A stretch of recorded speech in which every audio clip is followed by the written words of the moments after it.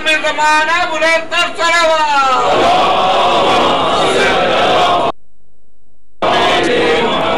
الفاتحہ بسم اللہ الرحمن الرحیم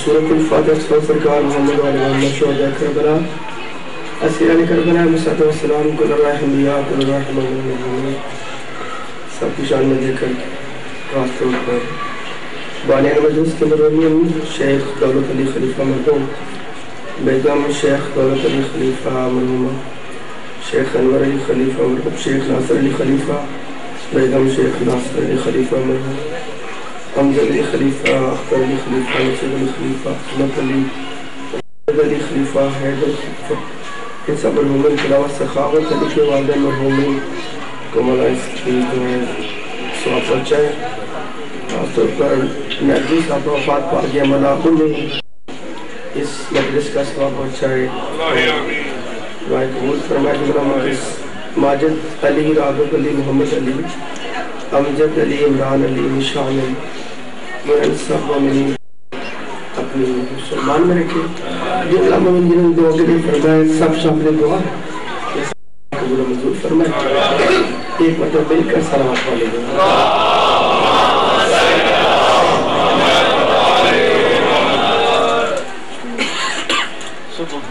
اعوذ باللہ من الشیطان الرجیم بسم اللہ الرحمن الرحیم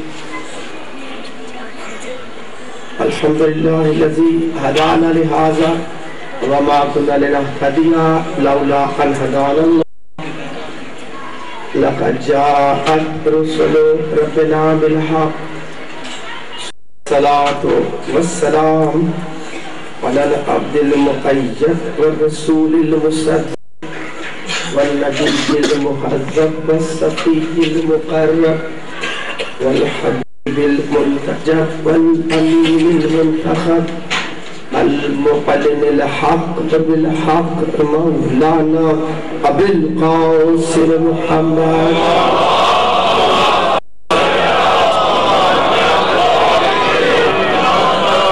وأهل بيته الطيبين الطاهرين المعصومين ولعنة الله على أعدائهم أجمعين ويومنا هذا إلى يوم الدين أما بعد فقد قال الله سبحانه وتعالى في كتابه المبين بسم الله الرحمن الرحيم يا أيها الذين آمنوا الله حق تقاته ولا تموتن إلا وأنتم مسلمون صلوات عليه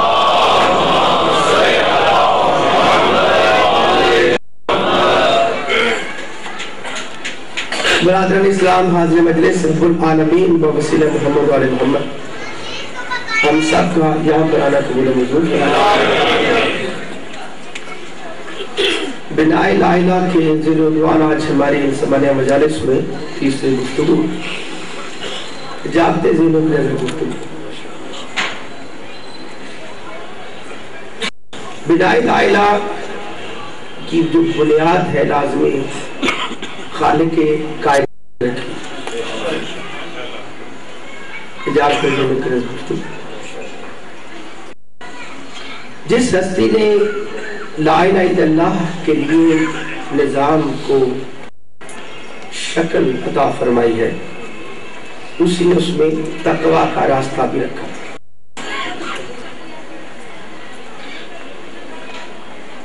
سوال یہ ہے مختلف ذہن کے مطابق آخر خالق کائنات اس پورے نظام میں موت و حیات اور عبادات ساتھ منوانا کیا چاہتا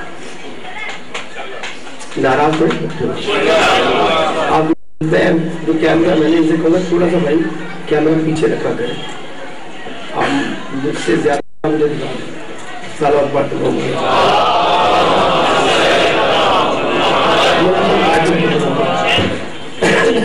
آپ کو تجھے چاہیے.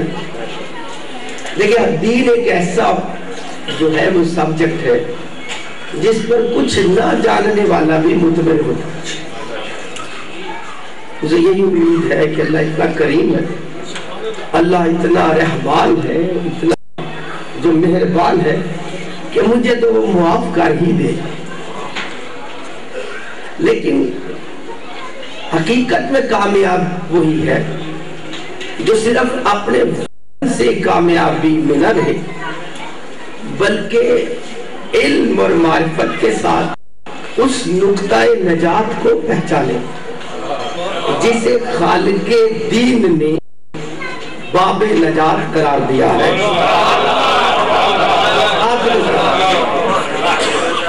اسی زون میں لوگ جو ہیں وہ اپنی جگہ پر کچھ نہیں جانتے ہوئے بھی دین کی باتیں نہیں سنتے.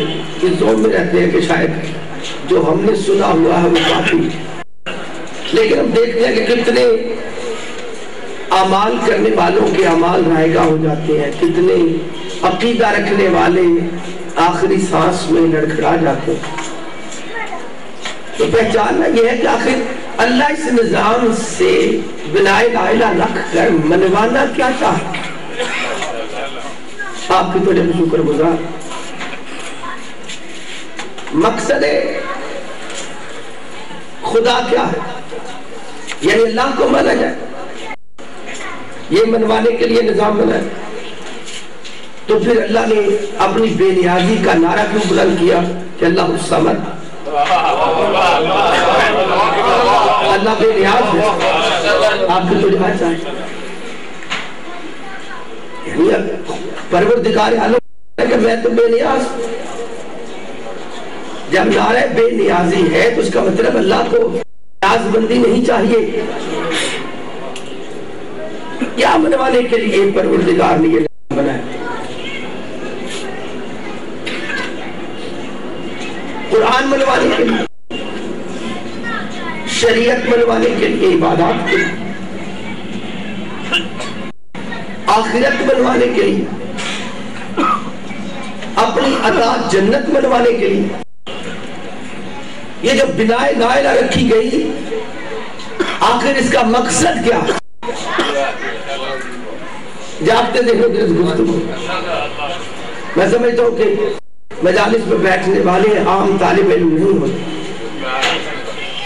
ہم وہ ذہن ہیں جو خود بھی یقین پر ہوتے ہیں اور اپنے ساتھیوں کو بھی یقین پر. بے یقینی میں وہ ہو جس کا امام بے یقینی میں ہے.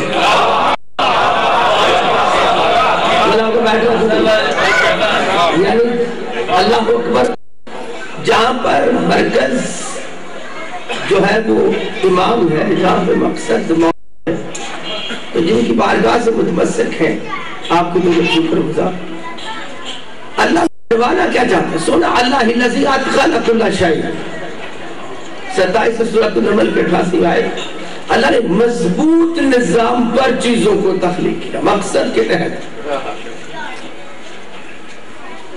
اس بلا الہ کے ساتھ جو دین شروع کیا ہے اس کی مقصدیت کیا ہے؟ اللہ نے کیا بنوانے کے لیے دین بنایا, کیا بنوانا چاہا؟ آپ کی تو جب شکر گزار. ناراض نہ ہو جائیے کیونکہ ضبط معاشرے میں کم ہو گیا, برداشت نہیں ہے. لوگ اختلاف سننے کی بجائے بھاگ جاتے ہیں. آپ کی تو چاہیے اپنی بات عقیدگی کو, اپنی ضد کو نجات سمجھے بیٹھے. کم علمی کو لوگ سمجھے بیٹھے کہ شاید یہی ہمارے لیے کافی ہے. آپ کی تو چاہیے. تو دنیا میں تو فرار ہو سکتا ہے, قبر سے فرار ہوں گے نہیں.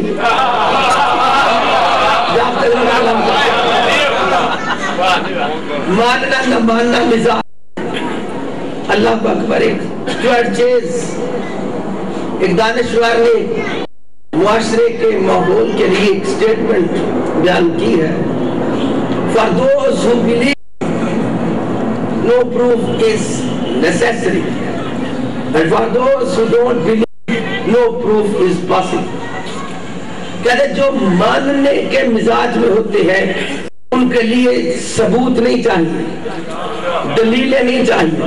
ماننے والا اتنا ساؤنڈ مائنڈڈ، اتنا جو ہے وہ ٹھنڈے دماغ اور حواس سے عقل میں ہوتا کہ وہ چاہے عرب کے کھیتوں میں کام کرنے والا بدو ہو، وہ رسول جیسے مبلغ دین کا کلام سن کر خود فیصلہ کر لیتا ہے کہ یہ بات حق ہے.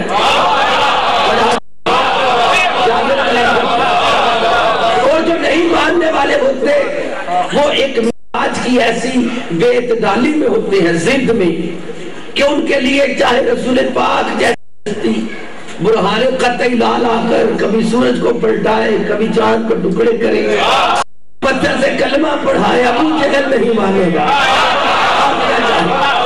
یعنی ماننا دو مزاج. اس لیے جب ماننے کے مزاج میں بیٹھا جائے تو پھر بات سمجھ آتی ہے. مولا آپ کا بیٹھنا قبول و منظور فرمائے. تو جہاں پہ شکر گزار قرآن نے ارشاد فرمایا الذین ہم عن آیاتنا غافلون. 10واں سورہ یونس 7ویں اور 8ویں آیت. وہ لوگ جو ہماری آیتوں سے غافل ہیں، منکر نہیں، کافر نہیں، غافل، یعنی اپنی طرف سے ایمان رکھتے ہیں، اپنی طرف سے اقرار کر رہے ہیں، لیکن آیتوں کے مقصد سے، عظمت سے، پیغام سے آشنا نہیں. لیکن یہ کوئی حدیث نہیں. 10واں سورہ یونس 7ویں اور 8ویں آیت متفق علیہ ترجمہ جاگتے ذہنوں کی نظر گفتگو. وہ لوگ جو ہماری آیتوں سے غافل ہیں، اولئک مأواہم النار. اولئک جمع غائب میں سب کے سب جہنمی، چاہے 5 ہے، چاہے 10 ہے، چاہے 5 لاکھ ہے، چاہے 5 کروڑ ہے، چاہے آدم علیہ السلام سے لے کر قیامت تک 5 کھرب ہے. قرآن کہہ رہا ہے اولئک مأواہم النار، ان سب کا ٹھکانہ جہنم ہے. بے ساتھ یہ ہے، ما کلیت کے لیے ہے، بے ما کانو یکسبون، جو کچھ بھی وہ عبادتیں، عملیات، تشریحات آخرت کے لیے کر رہے ہیں، اس سارے کیے کرائے کے ساتھ سب جہنمی ہیں. اس وجہ سے نہیں کہ وہ آیتوں کے کافر ہیں، اس وجہ سے نہیں کہ وہ آیتوں کے منکر ہیں، اس وجہ سے کہ وہ ہماری کچھ آیتوں کی شان سے آگاہ نہیں.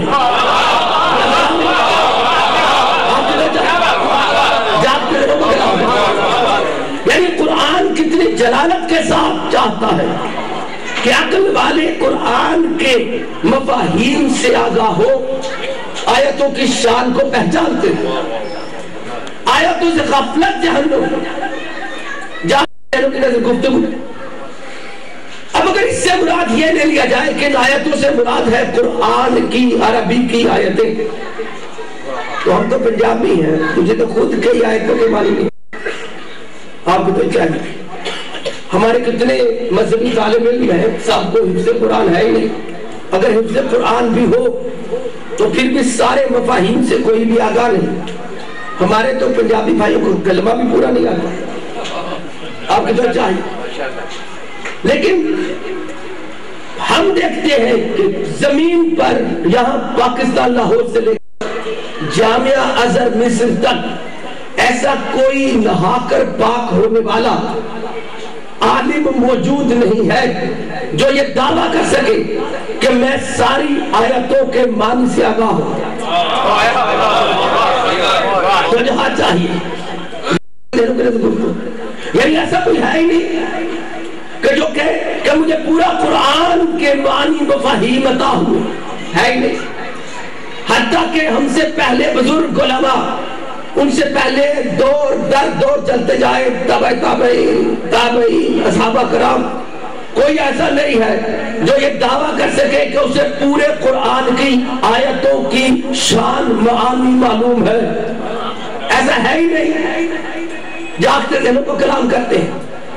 اگر ان آیتوں سے مراد یہ لے لیا جائے کہ یہ آیات قرآن کی بائے بسم اللہ سے لے کر والناس کی سین تک آیات قرآنی ہے، تو پھر تو 14 کے علاوہ کوئی بھی کائنات میں اس کا وارث ہے نہیں.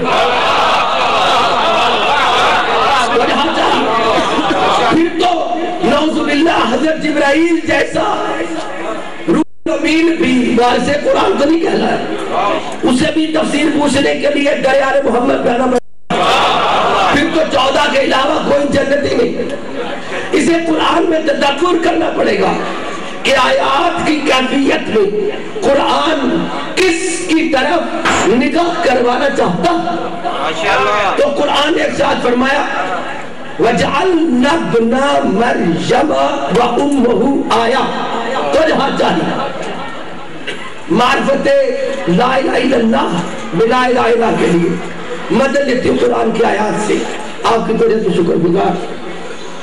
23 سورۃ المومنون 50 آیت، ہم نے عیسیٰ علیہ السلام کو اور ان کی پاکیزہ والدہ حضرت مریم سلام اللہ علیہا، ان دونوں ہستیوں کو نظام قرآن میں آیتیں دیا۔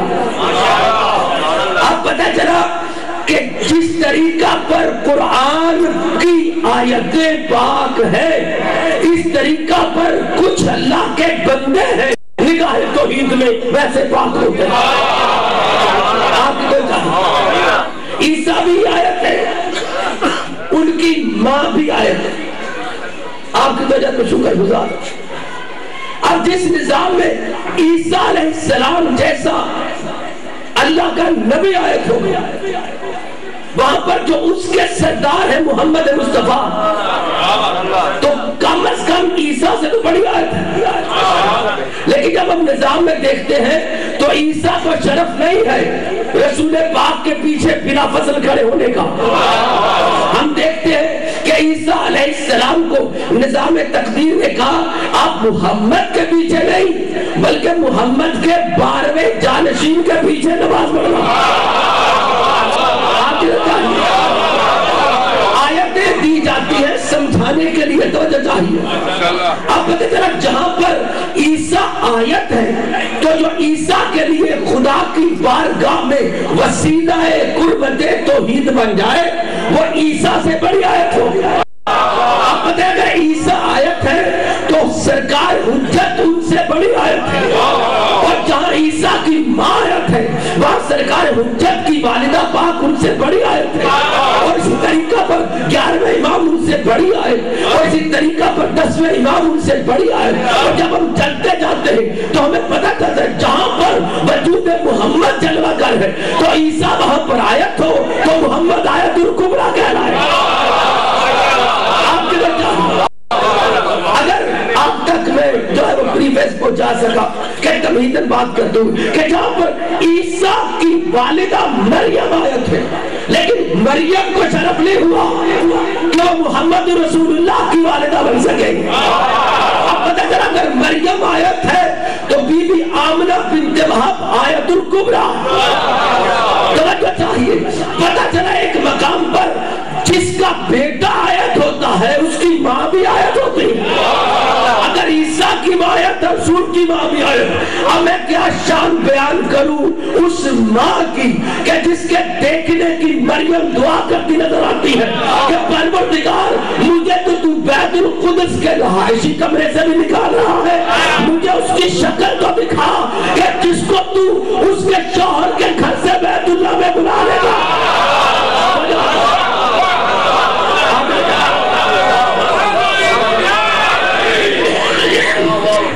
مولا کا بیٹھا قبول کرے، نعرہ ایسے لگایا کرے، نعرہ ایسے جڑ کے لگایا کرے۔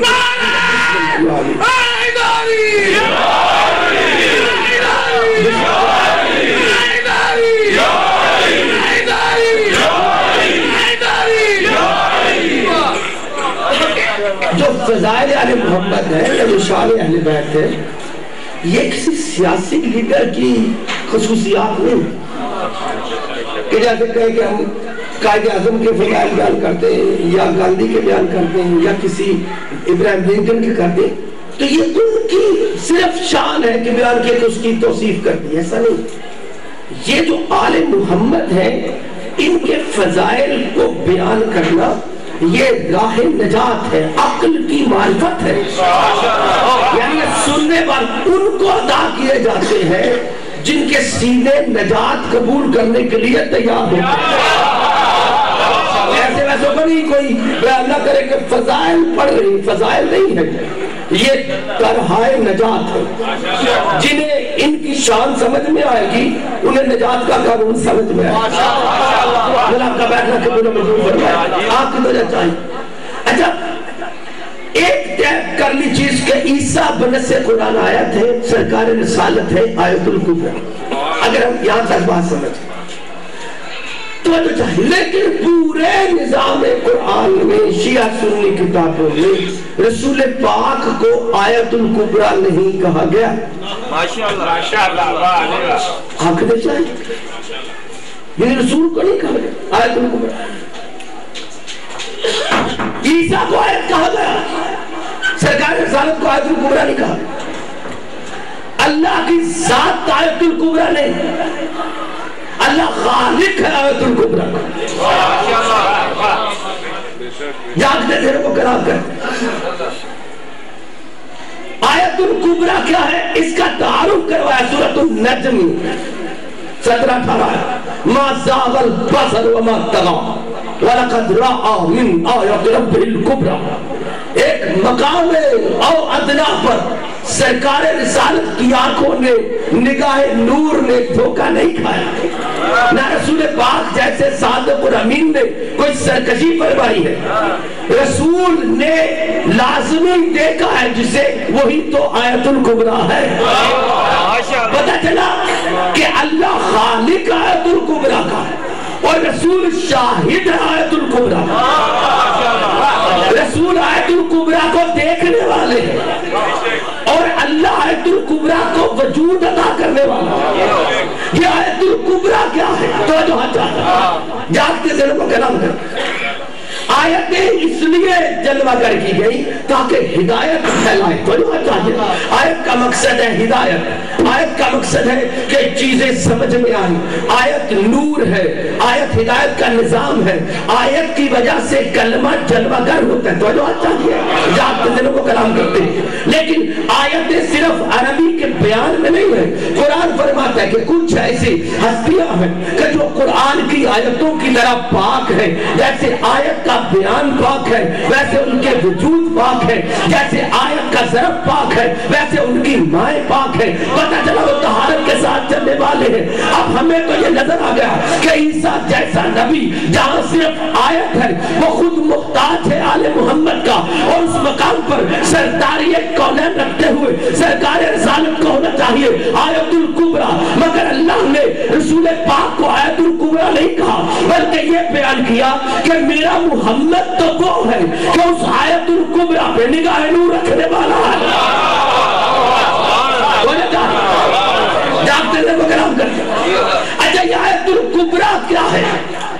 کون بتائے گا؟ توجہ چاہیے دیکھیں پہلے سنی کتاب کے حوالے سن لے، ملا متقی ہندی کی کنز الایمان، توجہ چاہیے کیونکہ بات کو ہم ایک پیرائے میں جمع کر رہے ہیں کس چیز کو سمجھنے کے لیے، اس لیے چیزیں سنی ہوتی ہیں، آیتیں سنی ہوتی ہیں، لیکن جب گفتگو کی بنیاد کی جاتی ہے تو ان کو ایک مرتبہ ریکال کر لیا جاتا ہے دماغ میں تاکہ بنیاد بن جائے، بات کو آگے سمجھا جا سکے۔ تو جو چاہیے جاگتے دلوں کے لیے گفتگو، تو یہ کنز الایمان ملا متقی ہندی، اس میں یہ حدیث لکھی، سرکار رسالت سے پوچھا صحابہ کرام نے کہ یا رسول اللہ آیت الکبریٰ کیا ہے؟ ہمارے پاس تو قرآن آیا، اس میں آیتیں آئی ہے، وہ تو آیات ہے، یہ آیت الکبریٰ کیا ہے جسے آپ نے دیکھا ہے جبرائیل نے دیکھا بھی نہیں ہے؟ آپ کی بچہ تو جہاں چاہیے کیا ہے؟ تو سرکار رسالت نے مڑ کر اپنا رخ روشن کیا اپنے نور کے ٹکڑے علی کی طرف اور دائیں ہاتھ رکھ کے علی کے شانے پہ فرمایا یا علی انت سبیل الہدی و یا علی انت مثل الاعلی و یا علی انت میزان الاعمال و یا علی انت آیت الکبریٰ۔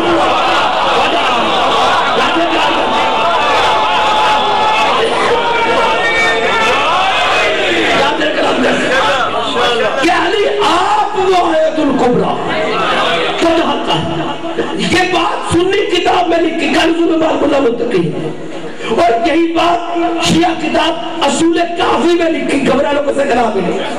اس لیے میرے مولا علیہ السلام سے پوچھا گیا سرکار یہ آیت الکبریٰ کیا ہے، اور اصول کافی میں اور حسن ابو الحسن الصفار کی کتاب مسائل الدرجات ابھی اس کا ترجمہ بھی آ گیا، اس میں بھی لکھی ہوئی ہے۔ تو جہاں چاہیے کہ سرکار رسالت نے سرکار علیہ السلام سے پوچھا لوگوں نے، تو سرکار نے فرمایا ما للہ تبارک و تعالی آیت ہی اکبر منی، خدا کی قسم اللہ کے اس پورے نظام لا الہ میں ایسی کوئی آیت ہے ہی نہیں جو مجھ علی سے بڑی۔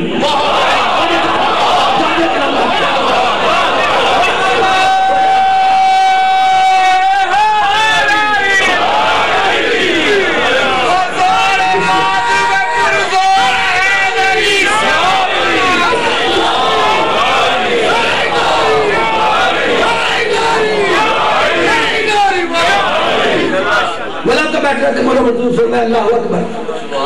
اچھا علی جو ہے وہ صرف عبد خدا ہی نہیں، علی صرف عبد خدا ہی نہیں، بندہ خدا ہی نہیں، علی کمال خدا بھی۔ یعنی علی صرف بندہ خدا ہی نہیں، علی کمال خدا بھی۔ اللہ اکبر۔ علی صرف مخلوق خدا ہی نہیں، علی راز خدا بھی ہے۔ علی صرف ولی خدا ہی نہیں، علی علم خدا بھی ہے۔ علی صرف مفسر قرآن ہی نہیں، علی وجود قرآن بھی ہے۔ علی صرف محافظ اسلام ہی نہیں، علی حقیقت اسلام بھی ہے۔ اور علی اللہ کے نظام میں صرف صاحب ایمان ہی نہیں، علی کل ایمان ہے۔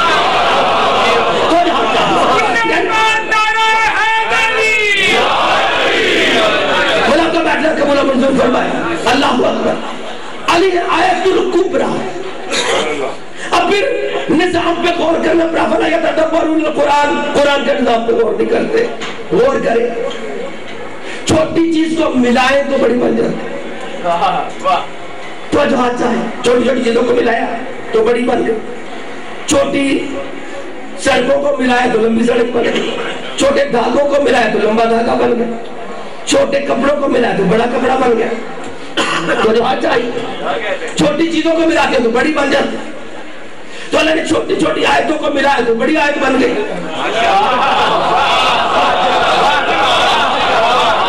گھبرائے سے کلام، لیکن یہ وہ کرتا ہے جس کا علم ارتقاء پذیر ہو، جس کا علم ترقی کی طرف ہو۔ اللہ جو بھی کرتا ہے کمال پر کرتا، اللہ چھوٹی چیزوں کو ہاتھ نہیں ڈالتا۔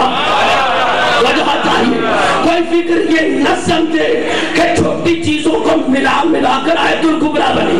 گھبرائے سے کلام نہیں، اللہ کا نظام اس کے برعکس ہے۔ اللہ کمال کو جلوہ گری دیتا ہے، پھر اس کے اصل سے چھوٹی چیزیں جلوہ گر ہوتی ہیں۔ یعنی اللہ نے چھوٹی آیتوں کو نہیں بنایا، اللہ نے بنایا ہے آیت الکبریٰ کو، اور اس کی کرنوں سے باقی چیزیں بنی ہیں۔ تو جو چاہیے جاگتے سے وہ کلام کرتے ہیں، اگر میں اب تک بات پہنچا سکا۔ دیکھیں اب اسی لیے اللہ کے نظام میں ایک شرف ہے قرآن کا کہ کائنات کی ہر چیز کا علم قرآن ہے کہ نہیں؟ تو چاہیے اچھا جو کچھ ہے وہ قرآن میں ہے، آپ کی تو شکر گزار، جو کچھ قرآن میں ہے وہ الحمد میں، اور جو الحمد میں یہ باقاعدہ امداد کاظمی صاحب کا جو ترجمہ ہے اس میں الحمد کے حاشیے پر بھی لکھا شیعہ روایت میں، یہ بھی حدیث دونوں سکول آف تھاٹ میں شیعہ سنی کہ جو کچھ قرآن میں ہے وہ الحمد میں، جو الحمد میں وہ الحمد کی بسم اللہ میں، جو بسم اللہ میں اس کی بے میں۔ تو سرکار فرماتے انا نقطۃ الذی تحت الباء بسم اللہ، میں علی بے کا نقطہ۔ یہ شیعہ روایت میں نے بتائی امداد کاظمی صاحب کے ترجمے میں حاصل ہوئی۔ اگر یہ سنی گھرانوں میں نہ ہوتی بات تو ایک سیالکوٹ کے مذہبی گھرانے کے فضل اتنے بڑے اسکالر پروفیسر ڈاکٹر علامہ اقبال کبھی بھی یہ شعر نہ فرما کے جاتے اللہ اللہ بائے بسم اللہ پدر۔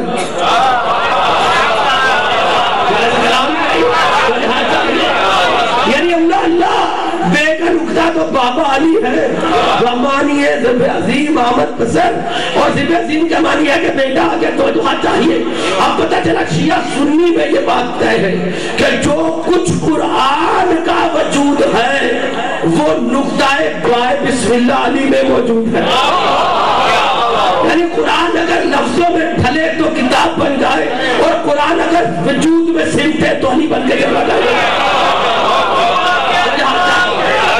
جاگتے دل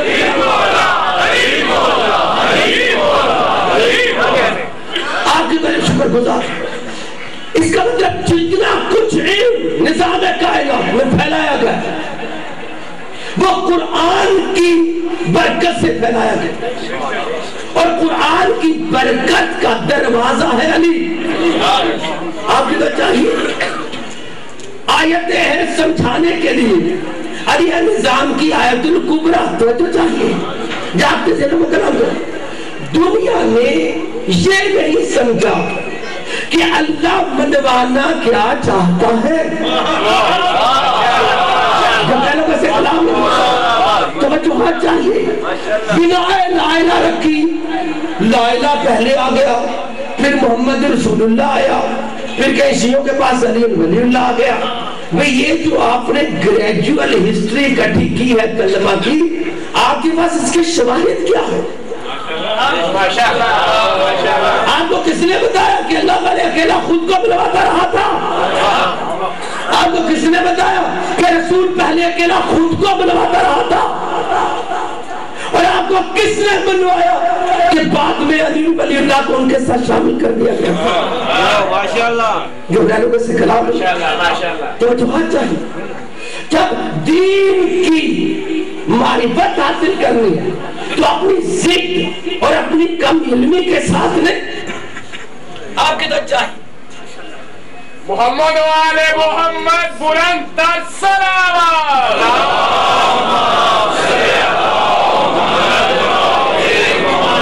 محمد و آل محمد بلند تر صلوات،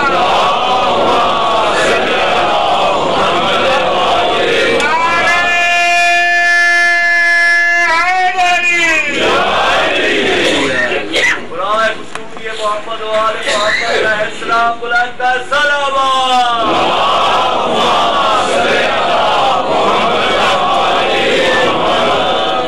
بس مجلس کی قبولیت کے لیے بلند سے بلند تر صلوات۔ اور حبیب خدا ختم الانبیاء رحمت للعالمین بلند تر صلوات۔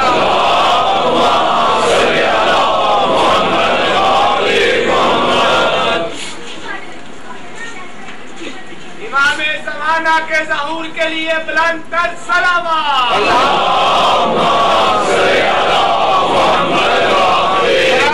تاجیر ظہور امام زمانہ بلند تر صلوات۔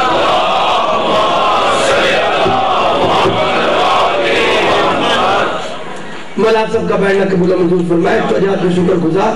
لیکن جو شیطان ہے وہ نجات کو ہی روکنا چاہتا ہے۔ قبول کریں، میری دعوت ہے، میرے تمام سننے والوں کے لیے دعوت ہے، شیعہ سنی برادران جو بھی ہمارے ساری گزشتہ 14 سال سے اس سفر میں شریک ہے، مدد فرما رہے ہیں۔ مولا سارے سبیلے کربلا لگانے والوں کو، حسین سے پیار کرنے والوں کو، شیعہ سنی مسلمانوں کو جنہوں نے اس عزاداری کی حمایت کی ہوئی، مولا سب کو اپنے حفظ و امان میں رکھے، سب کو وہ نقطہ نجات عطا فرمائی جو ان کے لیے، ان کی آئندہ نسلوں کے لیے جو ہے وہ دخول جنت کا سبب بن جاتا۔ لیکن دین ہے دلیل کے ساتھ، دین بہل کے ساتھ نہیں ہے، دین بے یقینی کے ساتھ نہیں ہے، دین غفلت کے ساتھ نہیں ہے، تو جو چاہیے دین ہے دلیل کے ساتھ، یقین کے ساتھ، نقطہ یقین بتاؤ کہ اس چیز کو منوانے کے لیے دین دیا تھا، یہ میں نے مان لیا۔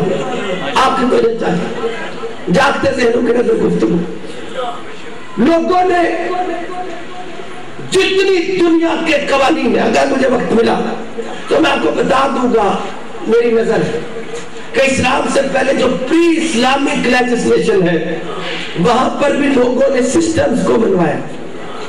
توجہ چاہیے، عام باتوں سے بات نہیں کر رہا، نظام کو منوائے گا، نظام کو ایک فریم ورک دے دیا اللہ نے، آپ نماز پڑھو، روزہ، حج، عبادت ہے۔ یعنی دنیا نے یہی بے ایمانی کی کہ جن کو منوانے کے لیے نظام دیا گیا تھا انہوں نے کہا کہ نظام کو منوانے ہوا ہے۔ گمرانوں کا کلام جاگتے دلوں کا کلام کر، یعنی جن کو منوانے کے لیے نظام دیا گیا، اللہ نے نظام کا کلمہ نہیں پڑھایا، اللہ نے آپ کو نہ قرآن کا کلمہ پڑھایا، نہ نماز کا، نہ روزے کا، نہ حج کا، نہ شریعت کا، نہ حقوق العباد کا، گھبرانے میں سے کلام ہی نہیں۔ اللہ نے کلمہ پڑھایا اپنے محبوب محمد کا،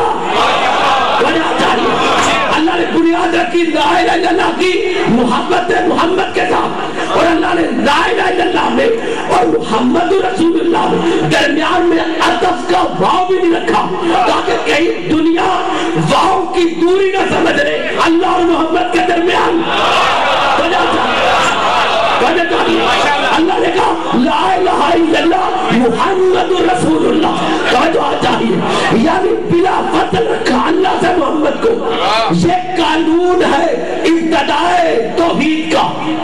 اگر کوئی آدمی آ کے آپ کو کہے کہ ایک نبی اپنے دور میں پڑھاتے تھے کلمہ لا الہ الا اللہ، آدم خلیفۃ اللہ یا آدم صفی اللہ یا نوح پڑھاتے تھے نوح نبی اللہ، توجہ چاہیے، تو یہ اس کا خود قیاس ہے، اندازہ ہے، حدیث قرآن میں بات نہیں، کیونکہ اگر نبی کوئی لا الہ الا اللہ کے ساتھ امت کو اپنا کلمہ پڑھاتا رہتا تو یہ دلیل بن گئی کہ وہ نبی محمد کا امتی نہیں تھا، ہم نے سے کلام ہی نہیں ہے، توجہ چاہیے، کیونکہ جب محمد کے بغیر اللہ سے مل گئے تو پھر وہ محمد کا امتی تو نہیں رہے گا۔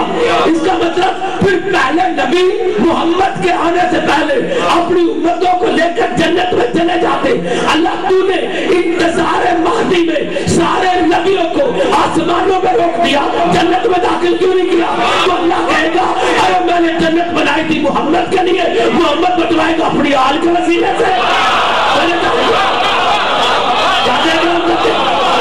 تو میں نے قانون رکھا کہ کتنا بلند نبی ہو جب تک محمد کا کلمہ نہ پڑھے، آل محمد کی محبت کو نہ مانے، میں جنت کے قانون میں اسے توڑوں گا۔ یہ کوئی مذاق نہیں ہے کہ آدم پہلے آسمان پر، شیش دوسرے آسمان پر، موسیٰ تیسرے آسمان پر، عیسیٰ چوتھے آسمان پر، ابراہیم پانچویں آسمان پر، ابراہیم چھٹے آسمان پر۔ بھئی آپ جنت میں جا کے بیٹھو تو دعا چاہیے، آسمانوں پہ کیوں رکے ہوئے ہو؟ ہم وہیں رکیں گے نا جہاں جنت کے مالکوں نے ہمیں ٹھہرایا ہے۔ ابراہیم کے مجھے پانچویں پہ روکا ہے، عیسیٰ کے مجھے چوتھے پہ روکا ہوا ہے، تو چاہیے جاتے دیر کو کلام کرتے جب منوایا ہے نور محمد علیہ وسلم، منوایا ان کو ہے ان کی محبت کو منوایا۔ اللہ کا کمال ہے نور محمد، نور محمد کا دروازہ ہے علی، اور اس کو علم کا شہر قرار دیا اور علی کو ادا کا در کہا، تو چاہیے، اور اس کے ذریعہ سے کائنات میں علم بانٹا۔ علی علم مانگنے کے لیے دروازہ نہیں، علی علم بانٹنے کا دروازہ۔ رسول پاک کی موجودگی میں علی رسول کے ساتھ بیٹھ کر دعویٰ کرتے رہے، سنونی قبل ان تفقیہ، گھبرا سے کلام جب پڑے جا کے تاریخ رسول نے دعویٰ نہیں کیا، اس سے سوال کرو علی کیوں کر رہے ہیں؟ وہ تو حد چاہیے، رسول نے نہیں کہا مجھ سے سوال کرو، علی کر رہے ہیں، سنونی قبل ان تفقیہ، مجھ سے سوال کرو پھر میں فقدان میں ہو جائے میں چلا نہ جاؤں۔ یہ رسول کے بعد نہیں، رسول کے ساتھ بھی بیٹھ کے دعوے کیے، رسول نے نہیں کیا، علی نے کیوں کیا؟ تو پوچھا رسول سے، تو رسول یہی تو سمجھا رہے کہ اگر دعویٰ میں بھی کر دوں تو پھر میرے دروازے کی قدر کسے سمجھ آئے گی؟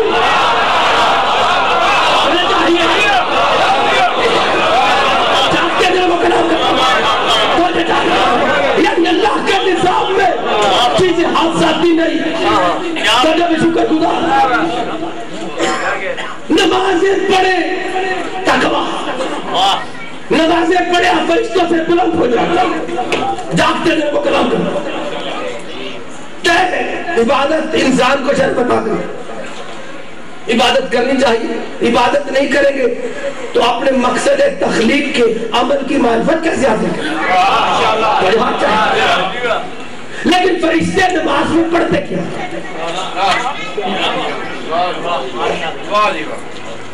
جو آدمی ہمیں نماز پڑھانا چاہتا ہے فرشتوں جیسی، پہلے وہ ہمیں بتایا تو اسی فرشتے نماز میں کیا پڑھتے؟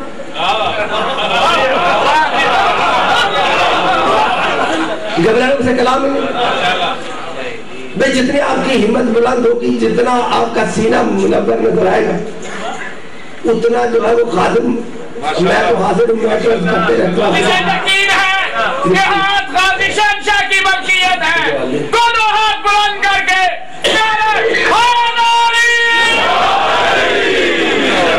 آپ سب کو زندگی اسلام کے لیے آل محمد کی محبت رکھنے والے، رسول پاک کے علم کو اٹھانے والے، حسین کی عزاداری کی حمایت کرنے والے، نمازی پرہیزگار شیعہ سنی مسلمان، کعبہ میں پرچم توحید کے نیچے اکٹھے کھڑے ہونے والے، فرقہ واریت سے بلند ذہن رکھنے والے، سارے مومنوں کو جو محبان رسول ہے کسی فرقہ میں ہے، جن کا رخ محبت حسین کی طرف ہے، وہ جنت کی طرف جا رہا ہے۔ یہ لوگوں نے دائرے لگائے ہیں، مولا حسین نے دائرے نہیں لگائے، تو جو ہاتھ چاہے۔ اچھا تدبر کرے دین، جب ہم دیکھیں نظام توحید بنائے لا الہ ہے، تو بنائے لا الہ تو ازل سے ہے۔ فرشتے نماز پڑھتے ہیں، سب کو پتہ ہے، فرشتے بڑی عبادت کرتے ہیں، اتنی عبادت کرتے ہیں کہ کوئی سجدے میں تو سجدے میں، کوئی رکوع میں تو رکوع میں، کوئی قعود میں تو قعود میں، کوئی قیام میں تو قیام میں، اور فرشتے عبادت کرتے ہیں۔ اچھا فرشتے نماز میں کیا پڑھتے ہیں؟ جاگتے دونوں کے لیے یہ آج کی خبریں فرش پہ لانا کسی مجلس کے عرشی و مالکوں کا کام ہے۔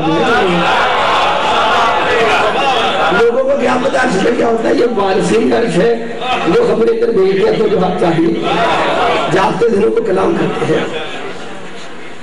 اچھا میں تو اپنی نماز میں الحمد پڑھتا ہوں، سورۃ القدر پڑھتا ہوں، تسبیحات کرتا ہوں، سبحان ربی العظیم و بحمدہ، سبحان ربی الاعلی و بحمدہ، سورۃ الاخلاص پڑھ لیتے ہیں۔ اگر دولت چاہیے ہو تو پہلی رکعت میں سورۃ الہمزہ پڑھا کرے، یہ باقاعدہ وظیفہ ہے۔ جسے تنگدستی سے نجات چاہیے تو سورۃ القدر کی جگہ پر واجب نمازوں میں سورۃ الہمزہ، ویل لکل ہمزۃ لمزۃ الذی جمع مالا وعددہ، اس کو پڑھے تو معصوم کا حکم ہے شان صورت لے کے اس کو وسعت رزق عطا ہو، آپ جو چاہے۔ اچھا تو اس طریقہ میں سورہ جمعہ پڑھتے ہیں، جمعہ میں سورۃ المنافقون پڑھ لیتے ہیں، سورۃ الاعلیٰ پڑھتے ہیں، عید میں تو جاتے ہیں، کئی صورتیں پڑھتے ہیں، تو یہ سارا تو قرآن ہے۔ فرشتے نماز میں قرآن پڑھتے ہیں، آپ کے تو یہ چاہیے۔ تو پھر فرشتوں نے رسول کے ہاتھ پہ اسلام قبول کیا،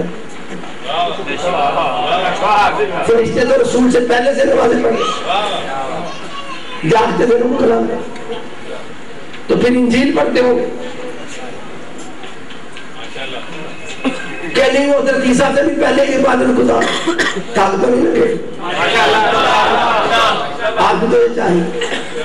دیکھیں میں آپ کو ایک بات بتا کے چلا جاؤں گا، اگر کسی کو پسند نہیں ہے تو چگلیاں کرنا اس کا ذاتی فن ہے، لیکن میری بات کو لاجواب نہیں کر سکتا۔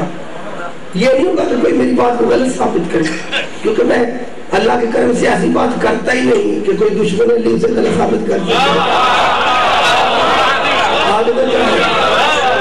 عقیدے کے کمال پر بات کرتے، اگر ہم بندوں سے دنیا کے ٹکے ٹکے کے بندوں سے مناظرہ ہار جائیں تو قبر میں فرشتوں سے کیسے جیتیں گے؟ عقیدے پر کے کام ہے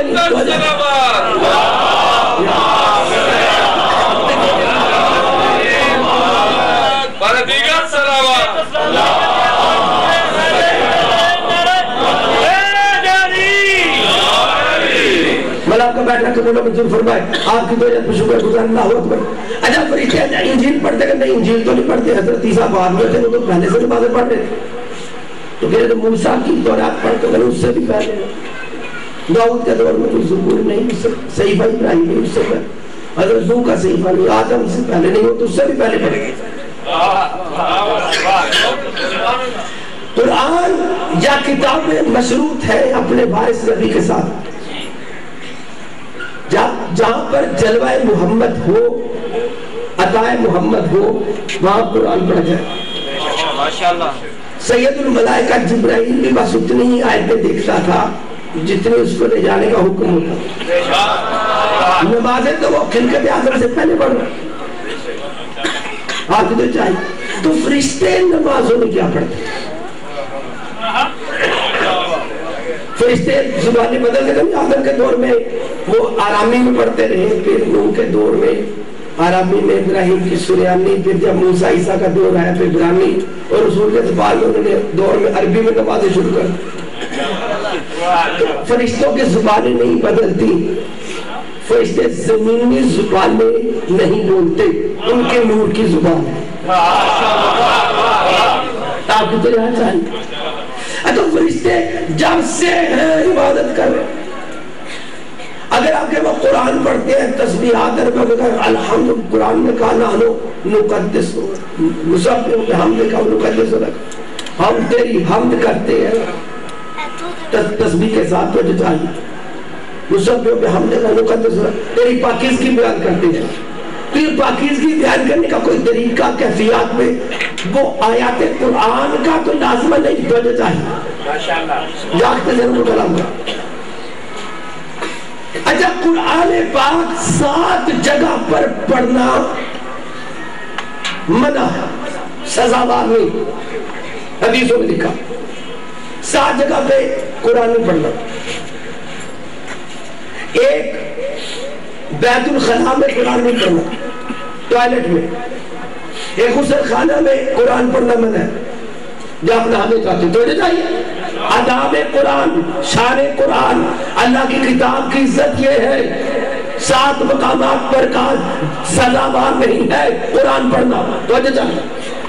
بیت الخلاء میں، ٹوائلٹ میں، باتھ روم میں، غسل خانے میں۔ مردوں پر جب غسل واجب ہوتا ہے اس حالت میں قرآن نہ پڑھے۔ بیویوں پہ جب اولاد سے پہلے غسل واجب ہو تب بھی نہیں پڑھنا، اولاد کے بعد غسل واجب ہو تب بھی نہیں پڑھنا۔ 5 جگہ پر قرآن نہیں پڑھا۔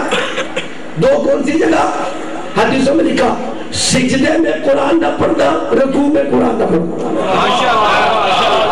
جب ایسے کلام میں نہیں۔ اب پتہ چلا فرشتے تو عبادت کریں، نماز ایک سجدہ میں ہے تو سجدہ میں پڑھا ہوا، اور کوئی رکوع میں ہے تو رکوع میں پڑھا ہوا۔ اب پتہ چلا فرشتے کم از کم نبیوں کی کتابیں تو نہیں پڑھ رہے، گھبرانے سے کلام ہی نہیں ہے، توجہ چاہیے۔ عجب کون بتائے گا کہ فرشتے اپنی نماز میں کیا پڑھتے ہیں، ان کی تسبیحات کیا؟ یہ کوئی نزول قرآن کے بعد عبادت نہیں ہوئی۔ ایک ہی جگہ پہ رہتے محمد وآل محمد بلند تر صلوات۔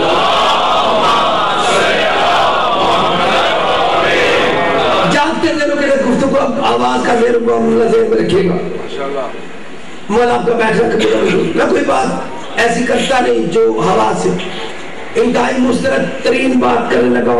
تفسیر بھی وہ ہے، تفسیر فرات بن ابراہیم کوفی۔ یہ وہ تفسیر ہے جس کو 4 اماموں کی تائید حاصل ہے، 4 اماموں کی۔ امام محمد تقی علیہ السلام کے ہم اثر ہیں، فرات بن ابراہیم کوفی، کوفہ کے رہنے والے، اور اس تفسیر کو دیکھا امام علی نقی علیہ السلام نے، امام حسن عسکری علیہ السلام نے، اور سرکار حجت علیہ السلام نے۔ اگر اس تفسیر میں کوئی بات ایسی ہوتی جو دین کے خلاف ہوتی، معصوم کے معیار پہ واجب تھا اس کا رد کر جاتے، اس کو شیعوں کو روک جاتے۔ آج بھی اس تفسیر کا ہمارے حوزہ علمیہ میں موجود ہونا، ہمارے بزرگ علماء کی لائبریریوں میں اور ان کے کتب خانے میں موجود ہونا، اس کی دلیل ہے کہ تائید آئمہ کے ساتھ ابھی تک یہ تفسیر ایک باب ہدایت بنی ہوئی ہے. توجہ چاہیے. اس تفسیر میں سرکار رسالت سے پوچھا گیا یا رسول اللہ یہ فرشتے تو کتابوں کے نزول سے پہلے سے نمازیں پڑھ رہے ہیں تو فرشتوں کی عبادت کیا ہے؟ فرشتے اپنی نماز کیا پڑھتے ہیں؟ وہ اپنی نمازوں میں کیا پڑھتے ہیں؟ گھبرانے کا سے کلام نہیں. توجہ چاہیے. تو سرکار رسالت نے وہاں پر اپنے تعارف فرماتے ہوئے فرمایا وَمِنْ أَرْكَانِ عَرْشِهِ تَبَارَكَ وَتَعَالَى اللہ تعالیٰ کے عرش کے ستونوں میں. توجہ چاہیے. کیا عرش کے ستون ہے؟ عرش کے ستون ہے. توجہ چاہیے. ستون تو ہوتا ہے وہ ایسا پلر تھم جس کے اوپر شامیانہ یا چھت کڑی. تو عرش تو کائنات میں بغیر ستونوں کے قائم ہے. تو یہ عرش کے ستون سے کیا مراد ہے؟ آپ کو چاہیے یعنی عرش کے ستون سے کیا مراد ہے کہ عرش کے ستون عرش میں کچھ ایسا نور ہے کہ وہ نور موٹی موٹی کرنیں بن کر 70 لاکھ حجابات سے گزر کر 7ویں آسمان پر بھی ایسے آتی ہے کرن کہ جیسے لگتی ہے کہ عرش کا کوئی پلر ہو, ستون ہو, اس کا مینار ہو, لیکن وہ عرش کی کرنیں ہیں. عرش ان پہ قائم نہیں, وہ عرش کے اثرات ہیں اور وہ 500 گنا اس نظام زمین سے موٹے. آسمانوں میں کرنیں رکتی نہیں اور 7ویں سے چھٹے سے 5ویں حتیٰ کہ پہلے آسمان تک ان کرنوں کو قابو کیا گیا. اس طرح 7 آسمانوں میں وہ عرش کی کرنیں ستونوں کی طرح پار ہو جاتی ہیں. انہیں کہا جاتا ہے عرش کے ارکان. عرش کی کرنیں ہیں لیکن عرش کے ستون کہلاتی ہیں کیونکہ وہ عرش تک جاتی ہیں اور ملائکہ ان ستونوں کے گرد یا ان کے درمیان بیٹھ کر عبادت کرتے ہیں. عرش کے نور میں کوئی طواف کرتا ہے, کوئی سجدہ کرتا ہے, کوئی رکوع کرتا ہے, کوئی قعود کرتا ہے, کوئی قیام کرتا ہے. تو یہ رسول فرما رہے ہیں وَمِنْ أَرْكَانِ عَرْشِهِ تَبَارَكَ وَتَعَالَى اللہ کے عرش کے ان ستونوں میں جو 7 آسمانوں سے گزر کر پہلے تک آتے ہیں 70,000 ملک 70,000 کا. اس سے بڑا عربی میں حصہ نہیں. 70 لاکھ کہے, 70 کروڑ کہے, 70 کھرب کہے, 70 ارب کہے, یعنی لامحدود فرشتے ہیں. توجہ چاہیے. لیس لہم تسبیح ولا عبادت. ان کے لیے نہ کوئی اور تسبیح ہے نہ کوئی ان کے لیے عبادت ہے. رسول فرماتے ہیں الا الدعاء لعلی والدعاء علی اعدائی. رسول فرماتے ہیں یا تو وہ میرے بھائی علی کا نام لیتے ہیں یا علی کے دشمن پہ لعنت کرتے ہیں.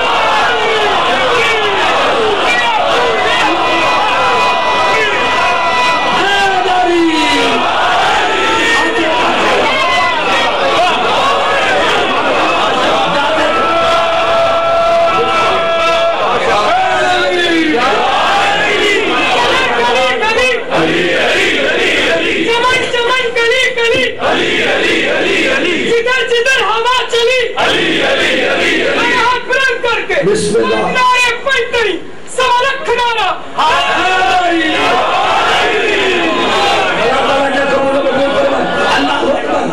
تو یہ نظام کا علی حصہ نہیں. یہ بدگمانی نکال دے کہ علی نظام توحید کا حصہ ہے, علی ولی اللہ بعد میں آیا ہے. علی ولی اللہ اس نور کا حصہ ہے جس کے تحت نظام کائنات قائم کیا گیا. جاگتے لوگوں کا نام کر جہاں پر بھی لا الہ الا ہے, جہاں پر محمد رسول اللہ ہے, وہاں پر در عطا کا نام علی ولی اللہ. آپ کی مجھے چاہیے جاگتے میرے گفتگو ہے. اس لیے علی علیہ السلام کے نعرے کو گھبرا کے نہ لگایا گیا, شرمندگی میں نہ لگایا گیا. فرشتوں کی نماز تو بتاتے ہیں, فرشتوں کی تصویر میں بتایا گیا. وہ بتاتے ہیں فرشتوں کا مزاج بھی دکھایا گیا ہے.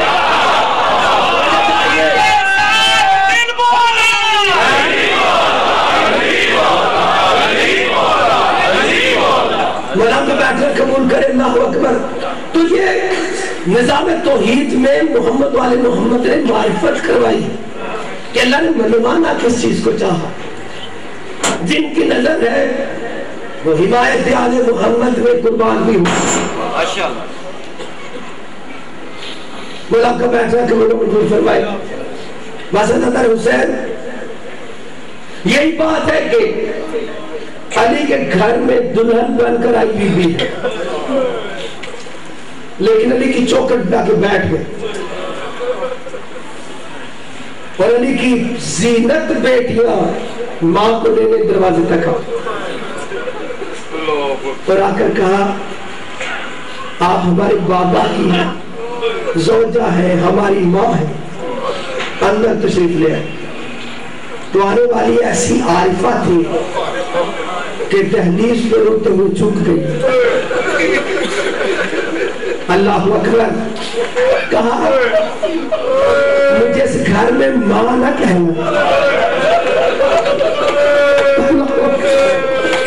میں تو یہاں پہ کنیز بن کے آیا. اللہ اکبر. والا کوئی خالی ہاتھ نہ جائے، سب کی دعائیں قبول کرے. اس ماں کی بیٹی ہے حضرت رقیہ بنت علی. حضرت حسین والا کرونا قبول کرے. بالکل چند جملے مسائل کے ایسے مسائل ہو جائے کہ ہمیں منظر پہ نظر ہو جائے. عام بیٹی نہیں ہے، خود بھی ماں بھی شہزادی ہے قبیلہ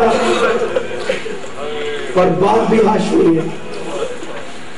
لیکن کہا کہ کربلا کی ساری فخر حاجرہ بیبیاں بیوہ ہوئی تو 10 محرم کو،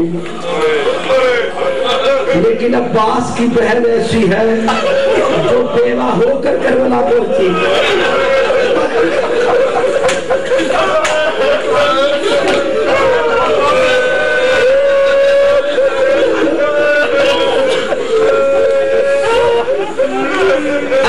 کوئی بہن بھائی گھر سے نکلے ہوئے ہو، پردیس میں ہو،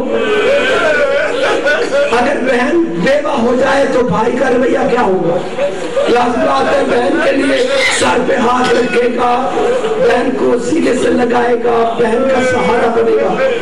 میں نے پوری مقاتل کی جو میری نظر میں کتابیں تلاش کیا. میں نے کہا عباس ایسے غیرت مند ہے، عباس ایسے شجاع ہے، عباس ایسے علی کے بیٹے ہیں. آخر بہن سفر میں بیوہ ہو گئی ہے، بہن عید کی رات کو بیوہ ہوئی ہے. تو حضرت عباس کہیں تو آئے ہوں گے اپنی بہن کے سر پہ چادر دینے کے لیے، لیکن میں نے دیکھا عباس کسی مقام پر آگے نہیں آئے. اللہ اکبر. پوچھا گیا سید سجاد سے کہ جب کہ چچا عباس نے اپنی بہن کے سر پہ چادر کیوں نہیں رکھی؟ تو کہا میرے چچا عباس کو ماں کی وصیت تھی کہ دیکھنا کہیں تمہارا کام حسین کے کام سے نہ بڑھ جائے. تم نوکر بن کے جا رہے ہو، آل سیدہ کے غلام. اللہ اکبر. حضرت حسین صبر کے کمال پر ہے خانوادہ آل محمد. یہ ایسی بی بی ہے، حضرت عباس کی بہن ہے، علی کی بیٹی ہے، حسین کی بھی بہن ہے، لیکن بہن کہتی نہیں خود کو، یہی کہتے کنیز ذاتی ہوں، کنیز ذاتی ہوں.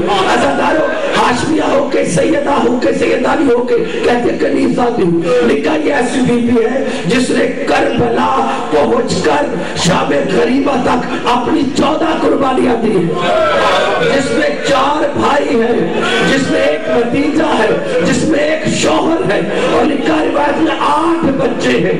اسی بی بی کی اولادیں ہیں جو زندہ گھوڑے کے قدم تلے برباد ہو گئی. لیکن لکھا اس کے بعد ایک چادر تھی، امت نے وہ بھی اتار لی. عرب کے غیرت مند معاشرہ میں ننگے پاؤں بغیر چادر کے اپنے گھر کو اجاڑ کر یہ ہاشمیہ بیٹھی ہوئی ہے سیدہ کی بیٹی سیدہ زینب کے قدموں میں، اور شام غریبہ میں یہ نہیں کہا کہ میرا نقصان ہو گیا، بلکہ ہے. ہائے بی بی سیدہ حسین کا غصہ کیسے دوں؟ غم ہے تو حسین مولا کا بیٹھنا قبول کرے. حسین اللہ اکبر. صرف چند منظر کو صاحب سن لینا. مولا کا بیٹھنا قبول کرے. آج اگر ہم دیکھیں ذرائع آگاہی بن گئی. آج اگر ہم کہیں کہ امریکہ بیٹھ کر ڈرون حملے کے لیے ہمارے مجاہدین کو غاروں میں دیکھ لیتا ہے, سارے مانتے ہیں ہاں نظام ہے سیٹلائٹ کا چیزوں کا, لیکن نور کے نظام پر وہم ہے. ہم کہ رسول دیکھ سکتے ہیں تو لوگوں کو وہم آ جاتا ہے. ہم کہ حسین نے دکھایا تو لوگوں نے روایتوں کو نہیں مانتے. یہ صرف اس وجہ سے کہ نظام نور کے بارے میں معرفت نہیں ہے. ازادر حسین ایک عید ایسی آئی, حسین پاک کی زندگی کی آخری, کہ جہاں مسلمان خوشیاں مناتے ہیں حسین کی بیٹیاں ماتم کرتی ہیں. اللہ اکبر. ساری رات ماتم ہوتا رہا. ایسی دائی 9 محرم کو 9 ذی الحج کو حسین پاک کو ہواؤں نے خبر دے دی ہے کہ مسلم شہید ہو گئے. لکھا 9 محرم کو حسین پاک 9 ذی الحج حسین پاک 9 ذی الحج کو ایک مقام پہ سفر میں منزل پہ قیام کیا ہوا. لکھا اچانک حسین علیہ السلام نماز مغرب سے پہلے اچانک حسین علیہ السلام کھڑے ہو کے سر کا ماما اتار دیا اور کہا وعلیکم السلام یا عبد صالح عبد صالح. لکھا حسین پہ نظر رکھنے والی شریکت المصائب پردے کے پیچھے سے دیکھ رہی تھی علی کی بیٹی. ہائے میرا بھائی 57 برس میں تنہا ہو گیا ہے. ایک نہ پوچھا بھیا حسین کیا پریشانی آ گئی ہے, یہ چہرے کا رنگ کیوں بدل گیا ہے؟ حسین اپنے بابا کی بول دیا. حسین کس کے سلام کا جواب دے رہے؟ حسین پاک نے ایک نہ فرمایا میری بہن ذرا حصہ بولو, کہیں مسلم کی بیٹیاں نہ سن لے. مسلم تلوار کے نیچے سے آخری سلام کر رہے اور آپ کا رونا قبول کرے. اللہ اکبر. برادر لکھا مسلم کے ساتھ بچپن سے اکٹھے پڑے ہیں. حضرت مسلم کی حیات 31 سال, حضرت عباس کی 32 سال, دونوں چچا جات ہے, اکٹھے پلے اکٹھے تربیت لی, ساری زندگی یہ طے کیا تھا علی پاک سے سیکھ کر کہ حسین کے لیے بازو بنے گے, ہم دونوں بھائی کمر جوڑ کے لڑیں گے, ہمیں پورا فتح نہیں کر سکے گا. ازاداروں نے کہا جو ہی حسین پاک نے کہا نا میری بہن ذرا حصہ بولو, کہیں مسلم کی بیٹیاں سن لے. لکھا حسین کے دراز کا آمد بھائی عباس کا چہرہ زرد پڑ گیا, جلدی سے قریب آ گئے. مولا حسین مجھے میرے مسلم کی خبر بتاؤ. ازاداروں عباس خود بھی خبر لے سکتے ہیں, لیکن اطاعت امام کا کمال یہ ہے جب تک مولا اجازت نہ دے اپنی قوت کا اظہار نہ کرو. بس ازاداروں جب حسین پاک سے کہا حضرت حسین نے کہا اچھا عباس دیکھو میری انگلیوں میں. ازاداروں جو حسین نے انگلیاں دکھائی عباس نے دیکھا دارالامارہ گھوما کی جاتا ہے, مسلم کے دانت ٹوٹے ہوئے ہیں, مسلم کا چہرہ زخمی ہے, مسلم کے بازو پھٹے ہوئے, مسلم کو جھکایا گیا, ایک کالا جلاد تلوار لے کے کھڑا ہے. ازاداروں اپنے بھائی کو اس حال میں دیکھا, حضرت عباس سے رکا نہیں گیا, حسین پاک کے قدموں میں ہاتھ رکھا. مولا حسین مجھے کوفہ پہنچا دو, میرا بھائی اکیلا قتل ہو رہا ہے. حسین پاک نے کہا عباس آپ کی منزل کوفہ نہیں ہے, آپ کی منزل کربلا. ازادار جب حسین پاک نے کہا عباس روتے ہوئے خاموشی سے بیٹھ گئے. مولا کی مرضی ہے, اگر ابراہیم اسماعیل قربان کر سکتے ہیں تو حسین مسلم کو قربان کیوں نہیں کر سکتے؟ عباس کو سمجھ ہے. عباس نے کہا مولا تو جان, تیرا اختیار ولایت جانے. ازاداروں پھر حسین پاک نے کہا عباس دیکھو گے نہیں. عباس نے دیکھا, مسلم نے دیکھا, دونوں بھائیوں کی آنکھیں قریب آئی. ازاداروں لکھا اتنے میں عباس اچانک زمین میں بیٹھ کے دوبارہ کہا مولا حسین مجھے اب کوفہ پہنچا دو. حسین پاک نے کہا عباس آپ کو دوبارہ کہنے کی ضرورت نہیں ہے. عباس نے کہا مولا اب میں کوفہ مرنے کے لیے نہیں کہہ رہا، مولا میرا بھائی اتنی اونچی منزل پر ہے، مولا گنی کی طرح ان کا سر کیا گیا، مولا بازار نیچے ہے، مولا جب چلا تلوار چلائے گا میرے مسلم کا سر گلی میں گرے گا، مولا مجھے اجازت دو میں کوفہ پہنچ جاؤں، میں جا کے ابا کا دامن پھیلا لوں، اپنے مسلم کے سر کو اپنی گودی میں لے لوں۔ عزاداروں تو یہ پاس نے کہا، حسین پاک نے کہا اچھا عباس صاحب نے چھت میں دیکھا، ارے کوفہ کی گلی میں نہیں دیکھا، دیکھو تو صحیح، اب جو عباس نے نظر کی، عباس نے آنکھوں پہ ہاتھ رکھ لیا، رو کے فرمایا مولا یہ کوفہ کے بڑے بازار میں یہ کالے برقعے والی کون ہے، ارے کو دامن پھیلا کے بیٹھی ہوئی ہے، آجا میرے مسلم۔ حسین نے کہا عباس نے جانا نہیں، ارے نہیں میری بات سیدہ،